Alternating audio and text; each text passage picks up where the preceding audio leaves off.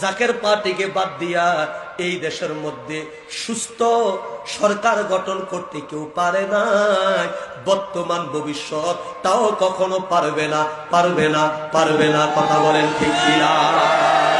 সুতরাং ঐক্য যদি করতে হয়, জাতিকে যদি ঐক্যবদ্ধ রাখতে হয়, ঐক্যের মহানায়ক হলো জাকের পার্টির চেয়ারম্যান। কথা বলেন ঠিক কিনা?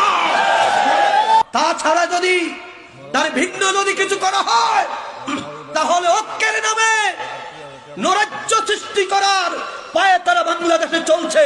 কথা বলেন ঠিক কিনা? সাম্য প্রতিষ্ঠার নামে আবার পুনরায় বৈষম্য সৃষ্টি করা এক কঠিন ষড়যন্ত্র এখন বাংলাদেশে চলছে। আপনারা কি টের পাচ্ছেন? সাম্য প্রতিষ্ঠার নামে আবারও এক কালো অধ্যায় আমাদের সামনে আসছে, যারা বৈষম্যের পরিপূর্ণ বীজ বাংলাদেশে বিস্তার করে বাংলাদেশকে ধ্বংস করার এর নীল নকশা তারা করে বেড়াচ্ছে।